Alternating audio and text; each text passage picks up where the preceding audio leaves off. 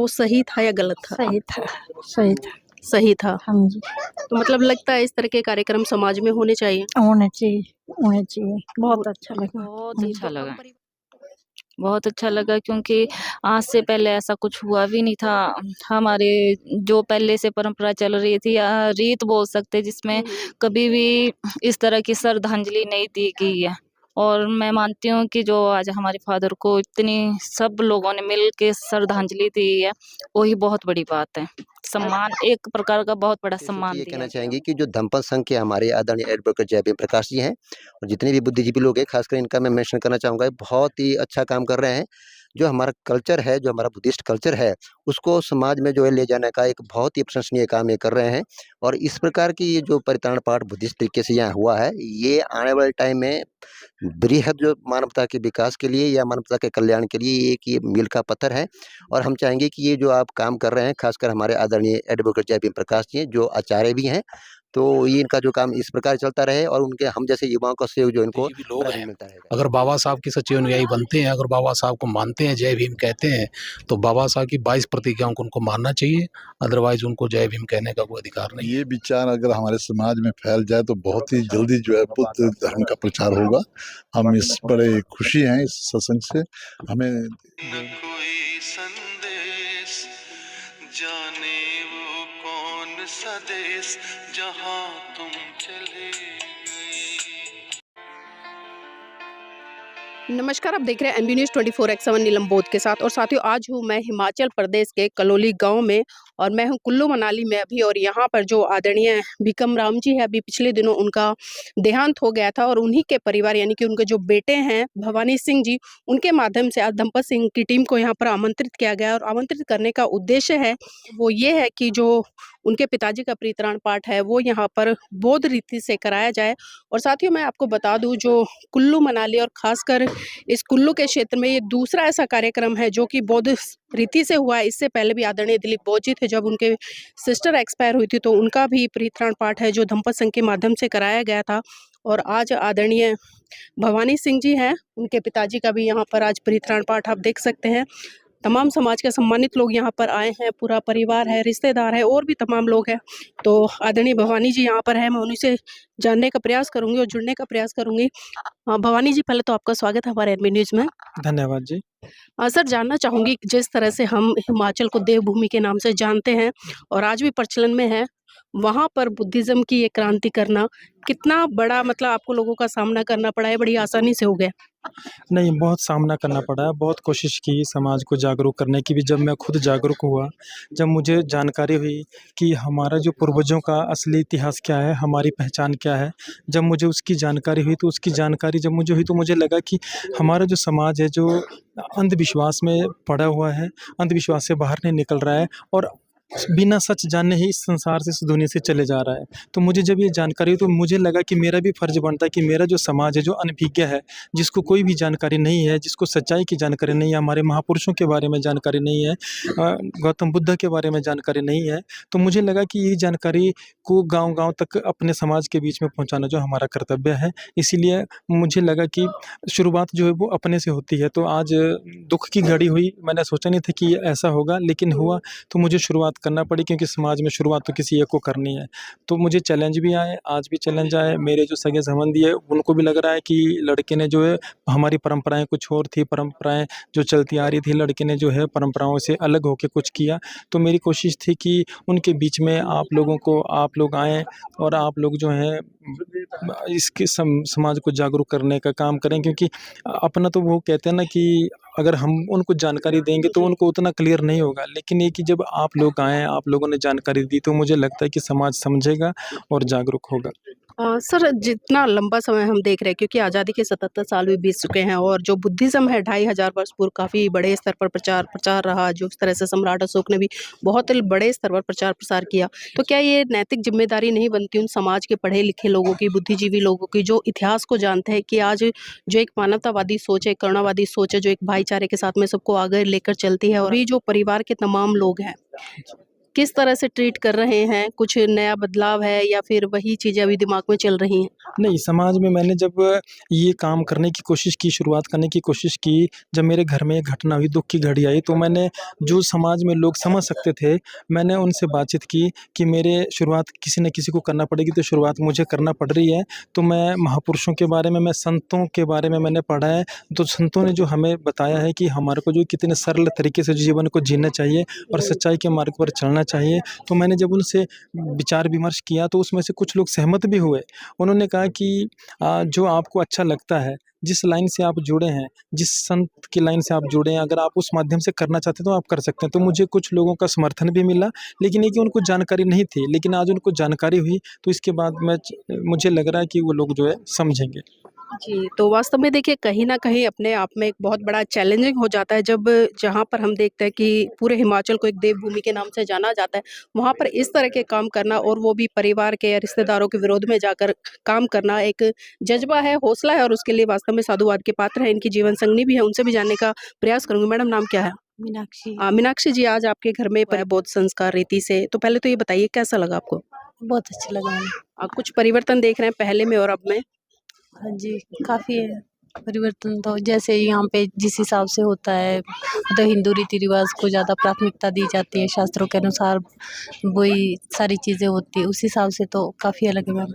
ज़्यादातर पुरानी जो कुरीतियाँ चली हुई हैं, उन्हीं पे ही ध्यान देंगे या किसी ने पहले जो करवाया उसी पे ही ध्यान देंगे, मतलब अपने दिमाग से कोई वो नहीं होता है। ऐसे बोलते हैं कि वही परंपरा चली आ रही है तो उसको निभाना ही पड़ेगा, वैसे करके। मतलब परंपरा के तहत सारी चीज़ों को ढो रहे हैं, प्रसन्न नहीं कर रहे हैं एक तरह से। हाँ जी, वही। चलिए ठीक है, फिर भी हम देखिए मंगल कामनाएँ देंगे और दुःख की घड़ी तो है परिवार में, बिटिया हैं, उनका नाम क्या है? कृष्णा। तृष्णा जी आज पापा बीच में नहीं रहे हैं, उनकी कमी भी खल रही होगी, लेकिन बड़े भाई हैं। आज उन्होंने एक अलग कदम उठाया है और एक अलग संस्कृति जो कि बहुत प्राचीन संस्कृति रही है भारत की, उससे आज आपके घर में एक संस्कार हुआ है। तो पहले ये बताइए ये संस्कार जो आज हुआ है, ये कैसा लगा है आपको? मुझे तो बहुत अच्छा लगा। बहुत अच्छा लगा क्योंकि आज से पहले ऐसा कुछ हुआ भी नहीं था।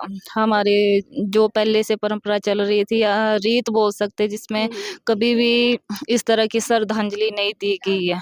और मैं मानती हूँ कि जो आज हमारे फादर को इतनी सब लोगों ने मिल के श्रद्धांजलि दी है, वही बहुत बड़ी बात है।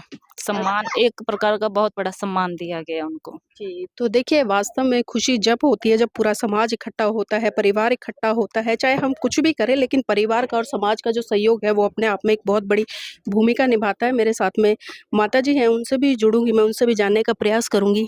माताजी पहले तो आपको जय भीम। जय। आज बाबूजी बीच में नहीं रहे हैं, दुःख तो है, आपको भी दुःख है, समाज को दुःख है, परिवार को भी दुःख है क्योंकि बहुत लंबे समय से आपके बीच में रहे, साथ रहा और एक जीवन साथी का चले जाना वास्तव में बहुत ही दुखद होता है। लेकिन आज यहाँ पर कुछ अलग हुआ है, तो उसको किस तरह से देखते हैं? क्या वो सही था या गलत था? सही था, सही था। सही था। हाँ जी, तो मतलब लगता है इस तरह के कार्यक्रम समाज में होने चाहिए? होने चाहिए, होने चाहिए। बहुत अच्छा लगा। हम करेंगे कोशिश करेंगे, कर चलेंगे। हाँ जी, हाँ जी। देखिए माताजी स्वीकार कर रही हैं, कोशिश करेंगे और अच्छा रहा और भी कुछ महिलाएँ हैं यहाँ पर, आपका नाम क्या है? लतिका। लतिका आज कार्यक्रम हुआ है क्योंकि आपके यहाँ पर मुझे लग रहा है पहली बार ऐसा कार्यक्रम हुआ है कुछ अलग तरीके से, तो ये बताइए कैसा लगा? बहुत अच्छा लगा हमें तो। बहुत अच्छा हाँ लगा। जी, हाँ जी। कुछ परिवर्तन देखा जो पहले कार्यक्रम होते थे और अब हुए हैं? परिवर्तन नया ही लगा, सब हमने तो नहीं देखा था ये। नया लगा। हाँ जी, अच्छा बाबा साहब को जानते हैं? हाँ जी। थोड़ा-सा उनके बारे में बताएँ हमें। उतना नहीं जानते हैं। अच्छा उतना नहीं जानते, कुछ तो जानते होंगे? कुछ भी नहीं जानते हैं? अच्छा आपकी क्वालिफ़िकेशन क्या है? +2 +2 है। तो कभी स्कूलों में नहीं पढ़ाया गया? पढ़ा तो है पर याद नहीं है। पढ़ा है, याद नहीं है। तो देखिए ये भी एक कह सकते हैं हम विडंबना है क्योंकि जब तक अपने महान पुरुषों को नहीं जानेंगे, नहीं समझेंगे, कैसे हम आगे बढ़ेंगे? क्योंकि मैं बात करती हूँ बार-बार, जो कौम अपने इतिहास को नहीं जानती, वो कभी भी अपना इतिहास नहीं रच सकती। यहाँ पर कुछ आदरणीय सम्मानित लोग भी हैं, उनसे भी जुड़ूँगी। बाबूजी नाम क्या है? हमारा नाम चेतराम है जी। हाँ मैं सर्वे विचार कुल्लू से हूँ। जी, चेतराम जी आज यहाँ पर बुद्धिज़्म से जो संस्कार हुआ है, तो जानना चाहूँगी कैसा लगा है? ये विचार अगर हमारे समाज में फैल जाए तो बहुत ही जल्दी जो है बुद्ध धर्म का प्रचार होगा।